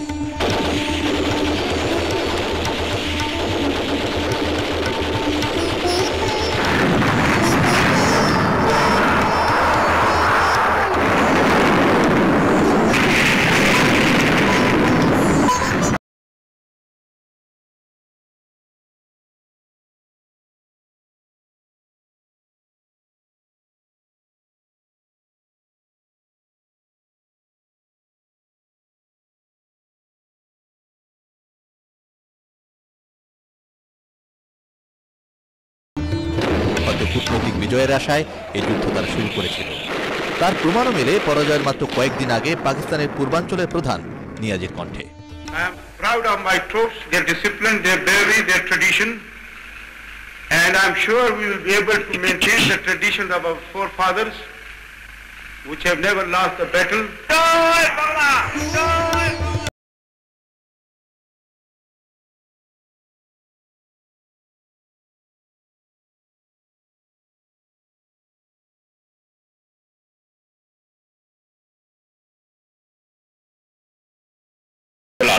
But a lot of men might die. It's the price of the freedom. But what freedom? Not yours. It's mine, yes, my country, Pakistan. You still consider that you stand a fighting chance will of... stay, yes, inshallah will stay. অথচ এর পরের দৃশ্য ছিল সম্পূর্ণ বিপরীত।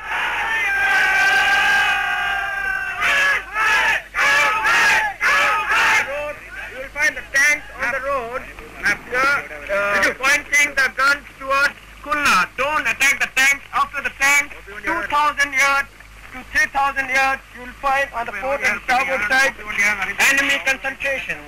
Go in for those. We are flying towards Jessore now.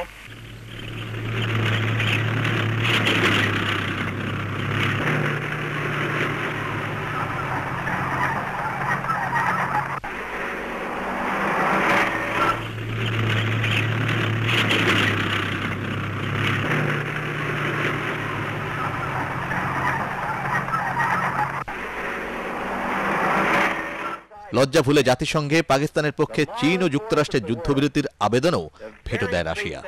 এ সময় নির্বাচিত সরকারের কাছে ক্ষমতা ফিরিয়ে দেওয়া বা বাংলাদেশকে মেনে নিতে ভারতের আহ্বান আরও যুক্তিসঙ্গত বলে প্রতীয়মান হতে থাকে।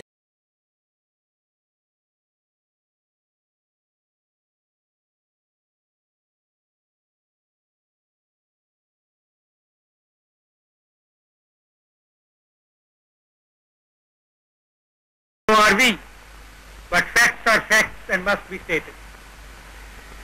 Right from the beginning of this unfortunate situation that has arisen in the subcontinent, India had been asking for a political settlement acceptable to the elected and acknowledged representatives of the people of Bangladesh.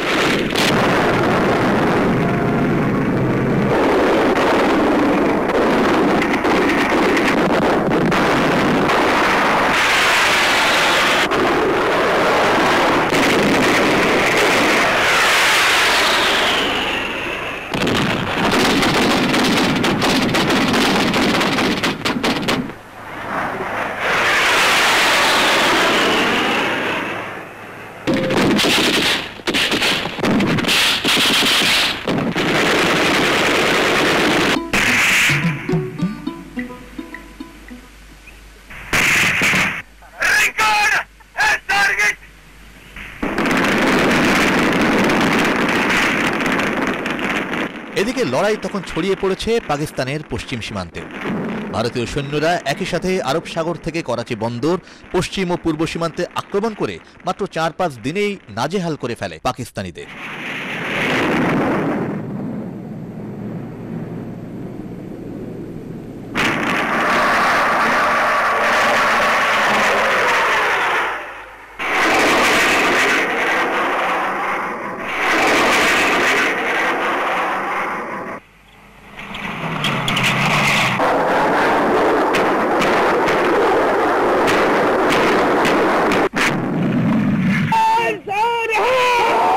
শুধু তাই নয়, পশ্চিম সীমান্তে অনেক অঞ্চল চলে যায় ভারতীয়দের দখলে।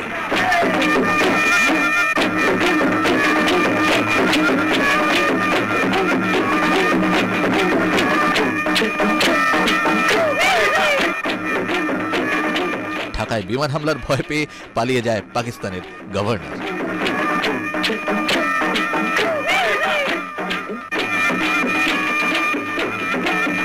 পাকিস্তান না বুঝতে চাইলেও তাঁর মিত্ররা বুঝে যায় পরাজয় আসন্ন, তাই জাতিসংঘে এবার যুক্তরাষ্ট্রই যুদ্ধবিরতির প্রস্তাব দেয়। মার্কিন প্রেসিডেন্ট জর্জ ডব্লিউ বুশের বাবা ও সাবেক প্রেসিডেন্ট বুশ সিনিয়র আপ্রাণ চেষ্টা করেন প্রস্তাব পাশ করতে। But in defiance of this expression of world opinion, India again said no. They continue to prefer the use of force to peaceful means. India, which over the years has sought to reflect in and outside of this chamber the moral force of the world, the very precepts for which its great leaders, Gandhi and Nehru, stood, is now disregarding the Charter of the United Nations. কিন্তু তখনও অনড় Russia, নির্বিকার ভারত। বাংলাদেশ এগিয়ে যায় স্বাধীনতার পথে। জাতিসংঘ প্রস্তাব না মেনে প্রমাণ দেয় যুদ্ধ ন্যায়সঙ্গত। মহাসচিব উথান্ট শুধু আবেদন করেন সাধারণ মানুষের যেন আর প্রাণহানি না ঘটে। I now appeal to all the parties to the conflict, no matter what their allegiance, to take every possible measure to spare the lives of the innocent civilian population which is afflicted and threatened by the present hostility. ধীরে ধীরে ঢাকাও অরক্ষিত হয়ে পড়ে। British সাংবাদিক mark টালি ঢাকায় এসে সেসব ঘটনার বর্ণনাও দেন। Half destroyed the residence.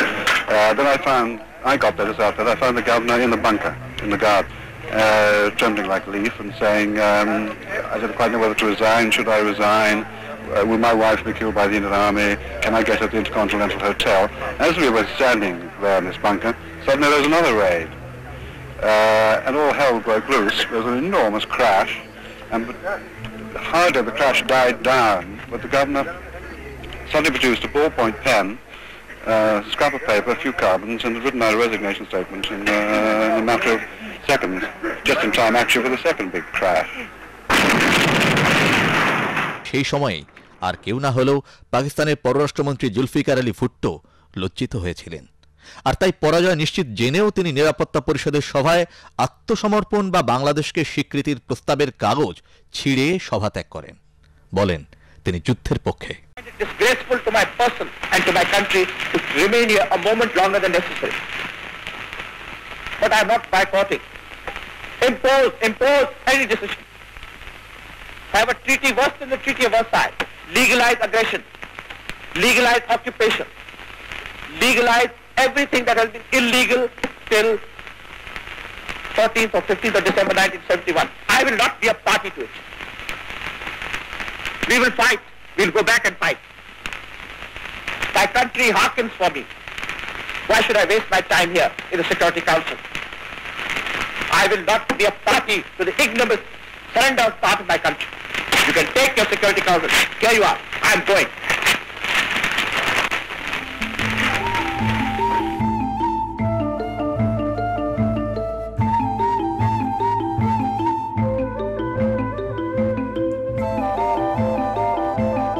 তবে ভুট্টোর ক্ষণিকের দম্ভ চূর্ণ হয়ে যায় পশ্চিম রণাঙ্গনে পাকিস্তানের পরাজয় আর ঢাকায় ভারতীয় ছত্রিশ সেনাদের আগমনে।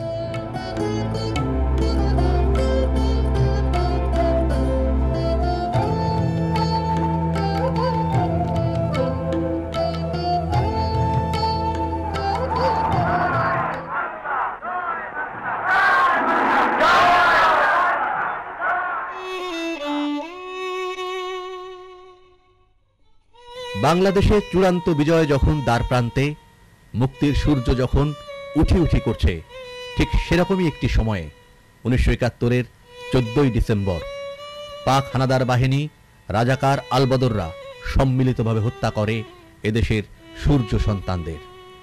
তারা বেছে বেছে চিকিৎসক, সাংবাদিক, সাহিত্যিক, এদেশের বুদ্ধিজীবীদের ধরে ধরে ঢাকার অদূরে মিরপুরের রায়ের বাজারে গণহত্যা করে। সেখানে বধ্যভূমিতে ফেলে রাখা হয় তাদের লাশ। তারই বর্ণনা শোনা যায় অধ্যাপক মনিরুজ্জামানের এই ভাষ্যে। Because these people were the intellectuals and brain. What I saw. আমার নাম জহির রায়হান। আমি কোনো বুদ্ধিজীবী হত্যার শিকার না হলেও সেই সময়ে নিখোঁজ এদেশের প্রখ্যাত লেখক ও চলচ্চিত্রকার জহির রায়হানের এই বক্তব্য থেকে বোঝা যায় কেন তারা হত্যা করেছিল বুদ্ধিজীবীদের। বাংলাদেশে আমি যা দেখেছি তার মধ্যে সবচেয়ে আশ্চর্যজনক বিষয় ছিল যে কোনো অপারেশনে ধ্বংসযজ্ঞ চালানো ও মানুষদের খুন করার পর মিলিটারি ইউনিট একটা মুভি ক্যামেরা দিয়ে মৃতদেহগুলোর শুটিং করত। কোনো বাড়ি পোড়ানোর পর তারা পুড়ে যাওয়া বাড়িটার শট তুলত। তারা লোকজনদেরকে বাধ্য করত বাড়িটার জিনিসপত্র লুট করতে। এরপর তারা মুভি ক্যামেরা দিয়ে এসব লুটেরাদের শুটিং করত। আমি পরে জেনেছি যে তারা এসব দৃশ্য সম্পাদনা করে বিশ্ববাসীকে দেখাতো যে বাঙালিরা অবাঙালিদের হত্যা করছে এবং ওই বিশৃঙ্খলা পরিস্থিতি নিয়ন্ত্রণে আনতেই সেনাবাহিনীকে হস্তক্ষেপ করতে হয়েছে। এটা ছিল পুরোপুরি মিথ্যা। Because of that chaos and confusion, they had to intervene. It was an utter lie.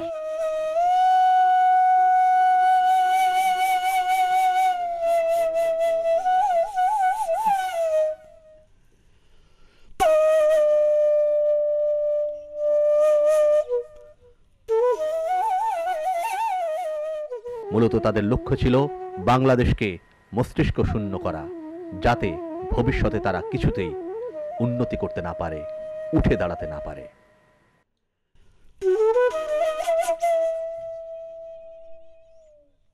16ই December নীরবেই Pakistan রাজি হয়ে যায় বিনা শর্তে আত্মসমর্পণ করতে।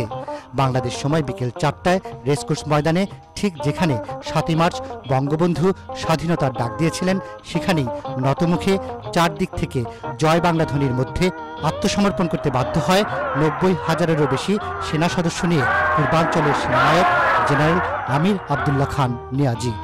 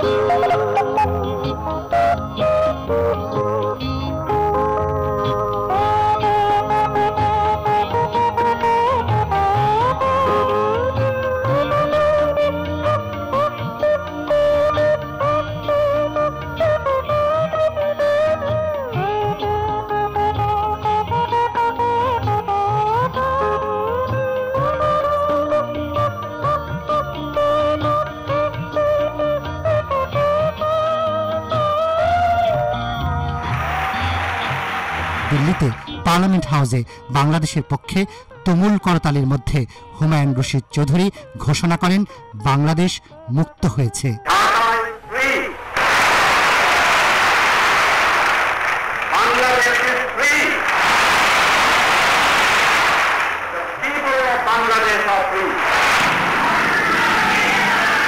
ততক্ষণে বাংলাদেশে উঠতে শুরু করেছে স্বাধীন পতাকা, জয় বাংলার জয়ধ্বনি চারদিকে।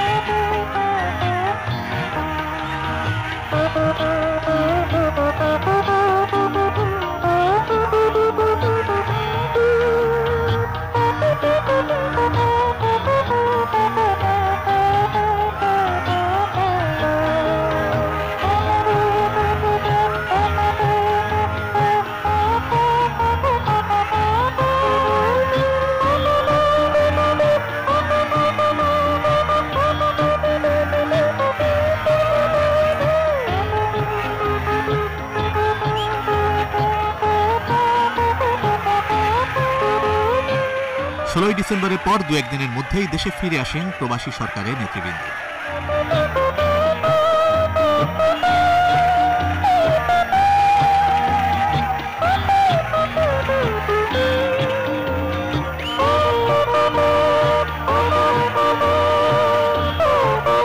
যার জন্য, যার নামে বাঙালি তার হাজার বছরের স্বপ্ন পূরণ করে, তিনি তখনও মুক্তি পাননি। এজন্য বাঙালিকে অপেক্ষা করতে হয়েছে আরও কয়েক সপ্তাহ। ৭২-এর 10ই জানুয়ারি দেশে ফেরার আগে লন্ডন ও দিল্লি হয়ে বঙ্গবন্ধু দেশে আসেন। লন্ডনে ব্রিটেনের প্রধানমন্ত্রী এডওয়ার্ড হিথ বঙ্গবন্ধুকে আন্তরিক অভিনন্দন ও শুভেচ্ছা জানান। সেখানে হাজির হন সারা দুনিয়ার সাংবাদিকবৃন্দ।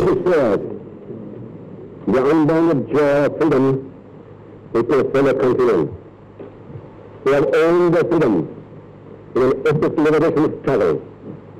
The ultimate achievement of this struggle is the creation of an independent, sovereign People's Republic of Bangladesh, of which my people declared me as the president, while I was a prisoner in the condemned cell, awaiting the execution of a sentence of hanging. No people has had to pay as high a price in human life and suffering for their freedom as has been exacted from the people of Bangladesh. I cannot wait a single moment. লন্ডনে বঙ্গবন্ধুর আগমনের খবর বিদ্যুৎ বেগে ছড়িয়ে পড়ে সারা দুনিয়ায়। হাজার হাজার মুজিব ভক্ত তাই ভিড় করেন যে হোটেলে বঙ্গবন্ধু ছিলেন তার সামনে। বঙ্গবন্ধু তাদের আন্তরিক শুভেচ্ছা জানান।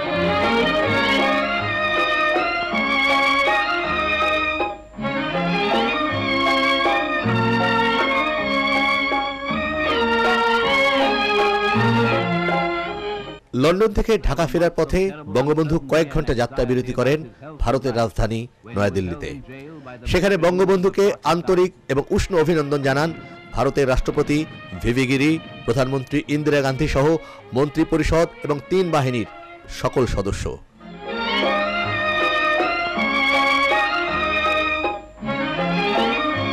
বঙ্গবন্ধু তাতে আন্তরিক এবং আবেগময় সাড়া প্রদান করেন। ভারতের রাষ্ট্রপতি ভিভি গিরি নিজেই মালা দিয়ে অভিনন্দন জানান, আলিঙ্গন করেন এবং স্বাগত জানান।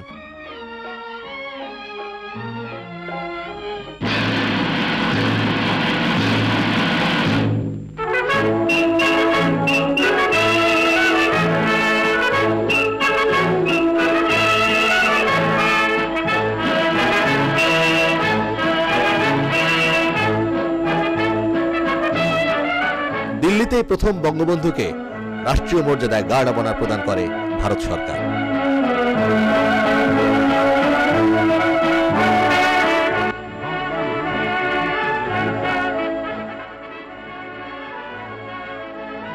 তিনি করমর্দন করেন ভারতের 3 বাহিনীর প্রধানের সাথে।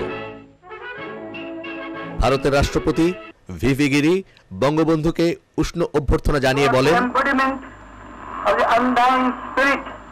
of suffering and sacrifice in the cause of human liberty and human freedom.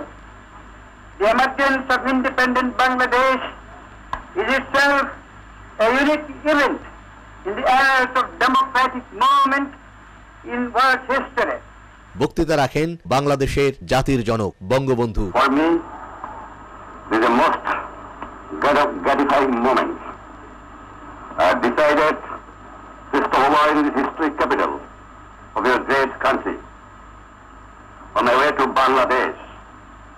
For this is the least I could do to pay personal tribute to the best friend of my people, the people of India, and your government under the leadership of your magnificent Prime Minister, Mrs. Indira Gandhi.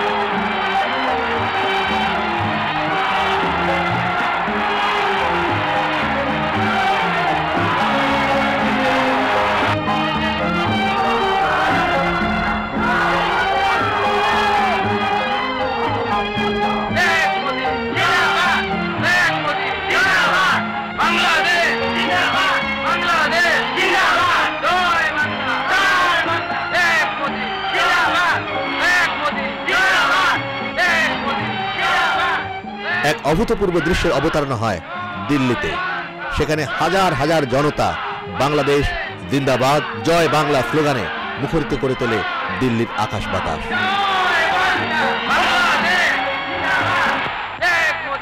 দিল্লির লালকেল্লার সামনে এক বিশাল জনসভায় বক্তৃতা রাখেন ভারতের প্রধানমন্ত্রী ইন্দিরা গান্ধী ও বাংলাদেশের জাতির জনক বঙ্গবন্ধু শেখ মুজিবুর রহমান। और वो वादा उन्होंने पूरा कर दिया है, चाहे वो उनका शरीर जेल में बंद था, लेकिन उनकी आत्मा को कोई बंद नहीं कर सका।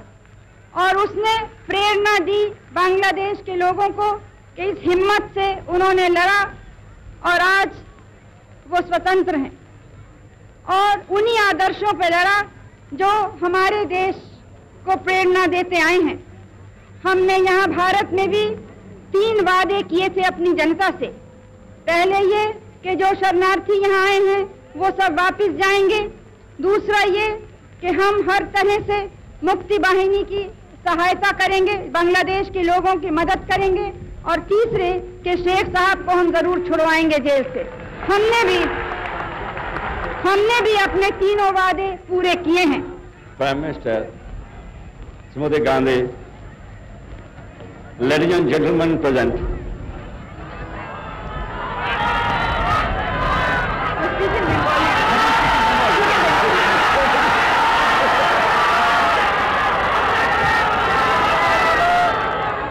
আমার ভাই ও বোনেরা, আপনাদের প্রধানমন্ত্রী, আপনাদের সরকার, সৈন্যবাহিনী, আপনাদের জনসাধারণ যে সাহায্য এবং সহানুভূতি আমার দুঃখী মানুষকে দেখিয়েছে, চিরদিন বাংলার মানুষ তা ভুলতে পারবে না।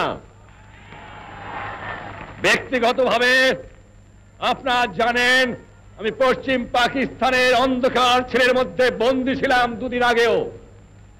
শ্রীমতী গান্ধী আমার জন্য দুনিয়ার এমন জায়গা নাই যেখানে চেষ্টা করেন নাই আমাকে রক্ষা করার জন্য। আমি ব্যক্তিগতভাবে তার কাছে কৃতজ্ঞ। আমার 7.5 কোটি মানুষ ব্যক্তিগতভাবে তার কাছে এবং তার সরকারের কাছে কৃতজ্ঞ। আমার জনসাধারণ ভারতবর্ষের জনসাধারণের কাছে কৃতজ্ঞ। আর যেভাবে 1 কোটি লোকের খাওয়ার বন্দোবস্ত এবং রাজার বন্দোবস্ত আপনারা করেছেন, আমি জানি ভারতবর্ষের মানুষও দুঃখী আছে, সেখানে তারাও কষ্ট পাচ্ছে, তাদেরও অবস্থিত আছে। তা থাকতেও তারা সর্বস্ব দিয়েছে আমার লোককে সাহায্য করার জন্য। চিরদিন আমরা তা ভুলতে পারবো না। আমরা আশা করি, আজ জানেন বাংলাদেশ শেষ হয়ে গেছে। আমি সমস্ত সকল প্রকারের সাহায্য সহানুভূতি আশা করি এবং এও আশা করি যে দুনিয়ার শান্তিপূর্ণ গণতান্ত্রিক যে মানুষ আছে তারা এগিয়ে আসবে আমার মানুষকে সাহায্য করার জন্য। আমি বিশ্বাস করি সেকুলারিজমে, আমি বিশ্বাস করি গণতন্ত্রে, আমি বিশ্বাস করি সোশ্যালিজমে। আমাকে প্রশ্ন করা হয় শ্রীমতী ইন্দিরা গান্ধীর সাথে আপনার আদর্শে এত মিল কেন? আমি বলি এটা আদর্শের মিল, এটা নীতির মিল, এটা মনুষ্যত্বের মিল, এটা বিশ্ব শান্তির মিল। বঙ্গবন্ধুর আগমন উপলক্ষে গোটা দিল্লিকেই সাজিয়ে তোলা হয়।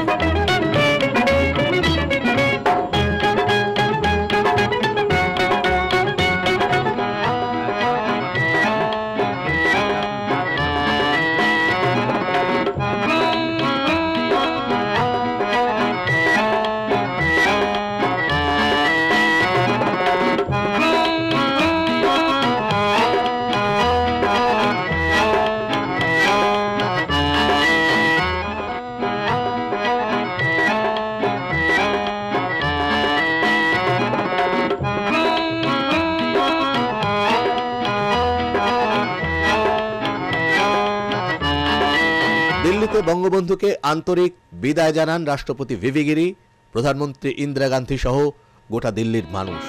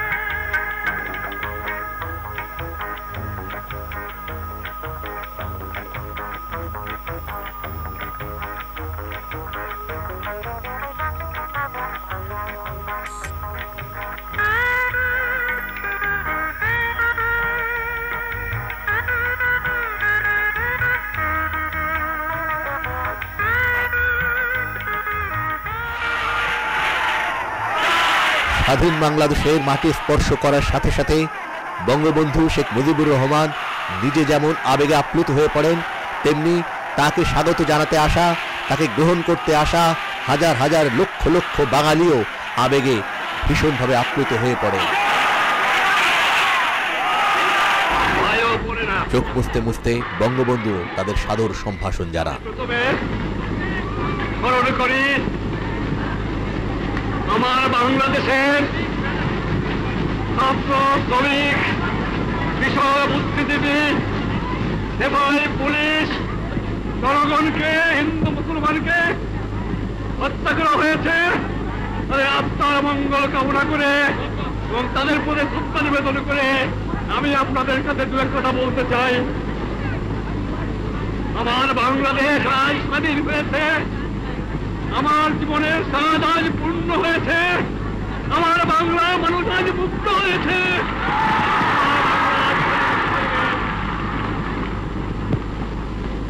আমি আজ বক্তৃতা করতে পারবো না। বাংলার ছেলেরা, বাংলার মায়েরা, বাংলার কৃষক, বাংলার শ্রমিক, বাংলার বুদ্ধিজীবী কিভাবে সংগ্রাম করেছে আমি এখানে বন্দী ছিলাম, ফাঁসি কাটতে যাবার জন্য প্রস্তুত ছিলাম, কিন্তু আমি জানতাম আমার বাঙালিকে কেউ দাবায় রাখতে পারবে না, আমার বাংলার মানুষ প্রায় 30 লক্ষ লোককে মেরে ফেলে দেওয়া হয়েছে বাংলায়। দ্বিতীয় মহাযুদ্ধেও এবং প্রথম মহাযুদ্ধেও এত লোক, এত সাধারণ নাগরিক মৃত্যুবরণ করে নাই, শহীদ হয় নাই, যা আমার এই 7 কোটি বাংলাদেশে পেয়েছে। আমি জানতাম না আপনাদের কাছে আমি ফিরে আসবো। আমি খালি একটা কথা বলেছিলাম, তোমরা যদি আমাকে মেরে ফেলে দাও আমার আপত্তি নাই, মৃত্যুর পরে আমার লাশটা আমার বাঙালির কাছে দিয়ে দিও, এই একটা অনুরোধ তোমাদের।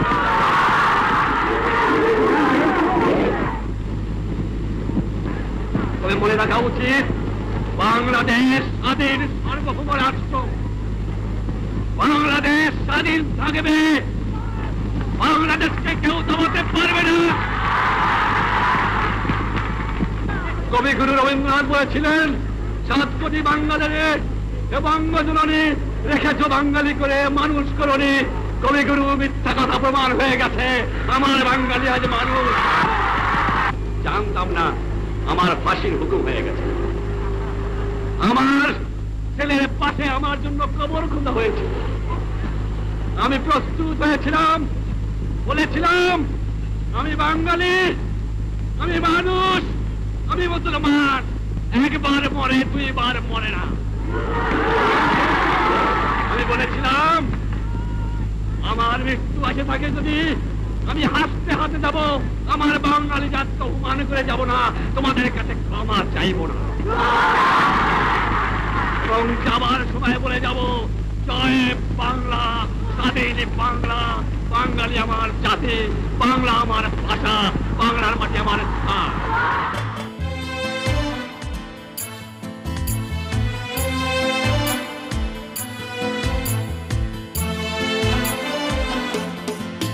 মাগো ঝুঁকে ঝুঁকে এই মাটির বুকে কত রাত জেগে জেগে ভোর, কত জেগে থাকা রাতে একা একা ভেসেছে 2টি আঁখি তোর।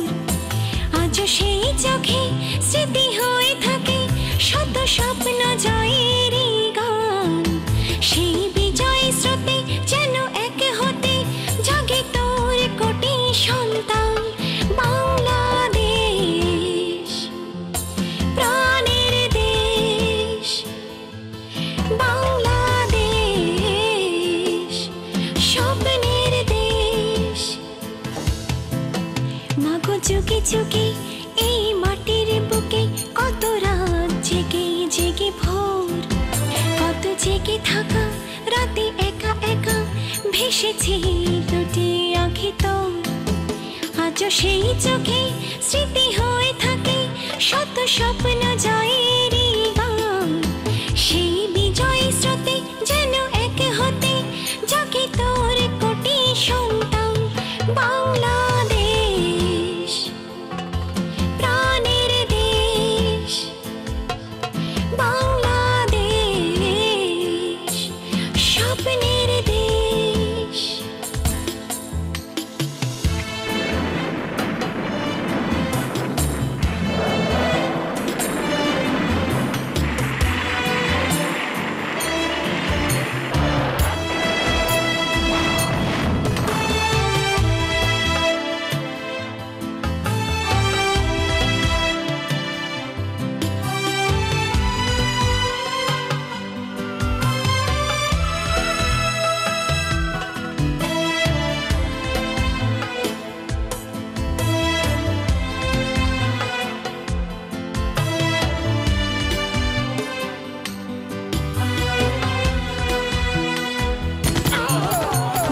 জেগে ওঠে বারে বার সেই ভাই হারানোর সুর, মাঝে কেঁদে ফেরে অযথা চোখে স্বপ্ন সমুদর, হৃদয় মাঝে ছবি হয়ে আছে সেই উত্তাল একাত্তর, স্মৃতি পিছু ডাকে প্রাণে বেঁচে থাকে ছোট্ট সুখের এই ঘর বাংলাদেশ, প্রাণের দেশ বাংলাদেশ,